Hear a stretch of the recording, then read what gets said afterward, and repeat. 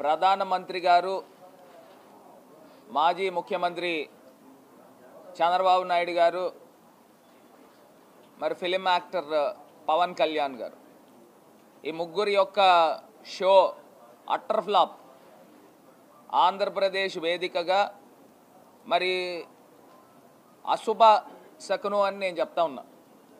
ఎందుకంటే ప్రధానమంత్రి గారు కోడ్ వచ్చిన తర్వాత ఎలక్షన్ కోడ్ వచ్చిన తర్వాత మొట్టమొదటి బహిరంగ సభ, ఆ బహిరంగ సభకు కూడా దేవుడి ఆశీర్వాదం లేదు. ఆ బహిరంగ సభలో మైక్ మాట్లాడితే మొరాయించింది. అంటే ఆంధ్రప్రదేశ్ రాష్ట్రానికి, ఆంధ్రప్రదేశ్ ప్రజలకి, తెలుగువాడి ఆత్మ గౌరవానికి అన్యాయం చేసింది ఎవరైనా కానివ్వండి. ఇవాళ పైన దేవుడు ఉంటాడు, ప్రకృతి ఏ రకంగా చూపించింది అనేది మనకు అర్థమవుతోంది.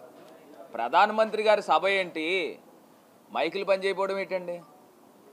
పోనీ ఏదో ఒకసారి ఏదన్నా ఫాల్ట్ వచ్చిందని అనుకోవచ్చు, 2-3 సార్లు. అంటే పరిస్థితులు ఏ రకంగా ఉన్నాయో ఒక్కసారి ఆంధ్రప్రదేశ్ ప్రజలను గమనించి కోరుతూ ఉంటాం. ఈయన చంద్రబాబు నాయుడు గారు ఐరన్ లెగ్, మరి పవన్ కళ్యాణ్ గారు మరి ఆయన ఎందుకు కూర్చుంటున్నాడో ఆయనకి తెలియట్లేదు. అసలు ఏం చేద్దామని అనుకుంటున్నారు నాకు అర్థం కాల.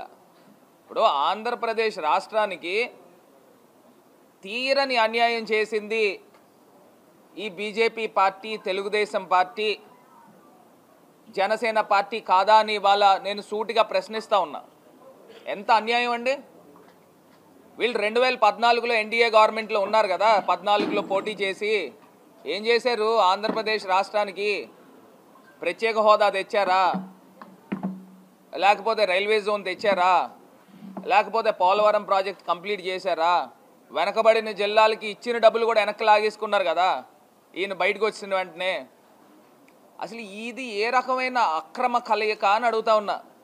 ఇదే చంద్రబాబు నాయుడు గారు ఆయన 2018లో ఎన్డీఏలోంచి బయటకు వచ్చిన తర్వాత ఢిల్లీ వేదికగా నల్ల చొక్కాలు వేసుకుని బూతులు, ఇంకా దారుణాతి దారుణమైన సాక్షాత్తు ప్రధానమంత్రి గారిని, నరేంద్ర మోడీ గారిని పర్సనల్ దూషణలు, ఆయనకి కుటుంబ విలువలు తెలియదు, భార్యని చూసుకోడు, ఆయనకి పిల్లల యొక్క విలువ తెలియదు, కుటుంబ నేపథ్యం లేదు, టెర్రరిస్టు, ఇంకా అన్నని మాటలంటూ లేవు. ఇంక ఇన్ని మాటలు మాట్లాడి మళ్ళీ అసలు ఏం కుదిరిందని మోడీ గారి దగ్గరికి సభలో అమిత్ షా గారి దగ్గరికి వెళ్ళి ఈ చంద్రబాబు నాయుడు గారు ప్రాకులాడుతూ ఉన్నాడు. ఆంధ్రప్రదేశ్కి ఏమన్నా చేస్తానని హామీ ఇచ్చారా? ఏమండి చంద్రబాబు నాయుడు గారు, ఆంధ్రప్రదేశ్ రాష్ట్రానికి ప్రత్యేక హోదా ఇస్తానని ప్రధానమంత్రి గారు నిన్న వేదికగా, చిలకలూరిపేట వేదికగా హామీ ఇచ్చారా? ఎందుకు మీరు ఆంధ్రప్రదేశ్ రాష్ట్రాన్ని తాకట్టు పెట్టే కార్యక్రమం చేస్తూ ఉన్నారు? సూటిగా ప్రశ్నిస్తూ ఉన్నా, మిమ్మల్నే ప్రశ్నిస్తూ ఉన్నా, ఇదే పవన్ కళ్యాణ్ గారిని మిమ్మల్నే ప్రశ్నిస్తూ ఉన్నా. ఆంధ్రప్రదేశ్ ప్రజల్ని, రాష్ట్రాన్ని మోడీ గారికి తాకట్టు పెడతారా? ఎందుకు కలుస్తూ ఉన్నారు? సమాధానం చెప్పాలి కదా. ప్రత్యేక హోదా ఇస్తానని హామీ ఇచ్చారా? పోలవరం పలానా టైంలో 33,000 కోట్లు కాదు, ఇవాళ 2023-24 రివైజ్డ్ రేట్లకి 1,00,000 కోట్లు అవుతుంది. ఆ 1,00,000 కోట్లకి ఏమన్నా వాళ్ళు హామీ ఇచ్చారా పోలవరం ప్రాజెక్టుకి? లేకపోతే రైల్వే జోన్కి పూర్తి స్థాయిగా కంప్లీషన్ ఏమన్నా అవుతుందా? ఏం చేస్తూ ఉన్నారు? ఆంధ్రప్రదేశ్ రాష్ట్రం అన్యాయంగా విభజించారు, మరి వాళ్ళు పెద్దన్న పాత్ర పోషించారా? లేదే. రాజమండ్రిలో నా మీద ఒక దుష్ప్రచారం చేస్తూ ఉన్నారు. నా మీద ఒక దారుణాతి దారుణమైన IVRS కాల్స్, నేనేదో పర్సంటేజీలు తీసుకున్నానని, నేనేదో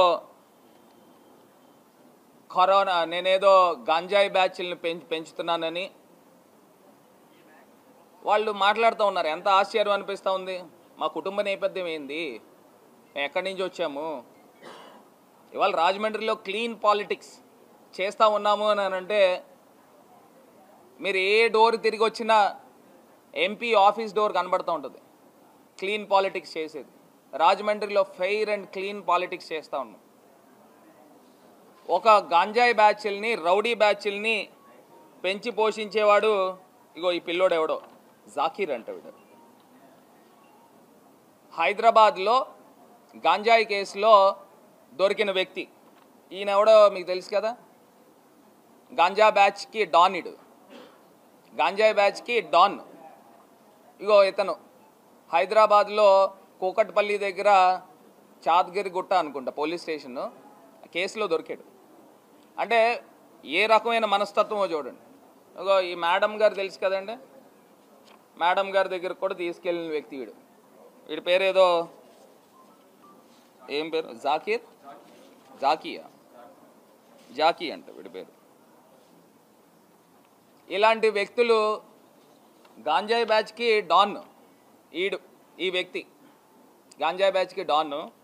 ఇక గాంజాయి బ్యాచ్ వీళ్ళంట ఏ రకంగా ఒక కేసు పొద్దున్నే నాకు బ్రీఫింగ్ అయింది.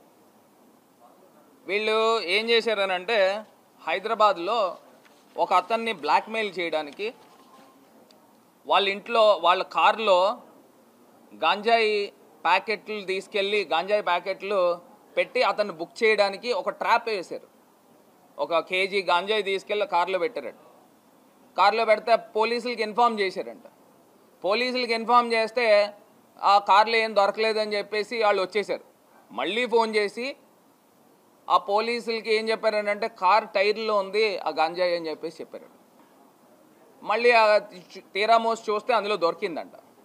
ఆ దొరికింది వాళ్ళు పోలీసులు అంటే అమాయకులు కాదు కదా, మొత్తం ఫుల్ కాల్ డేటా ఎంక్వైరీ మొత్తం అన్నీ చేస్తే వీడెవడు మాకు ఫోన్లు చేయడం ఏంటి, కారు టైర్లో ఉందని చెప్పడం ఏంటని మొత్తం కుప్పీ లాగితే మొత్తం బ్యాచ్ అంతా బయటకు వచ్చి వీళ్ళు బ్లాక్మెయిల్ చేసే కార్యక్రమం.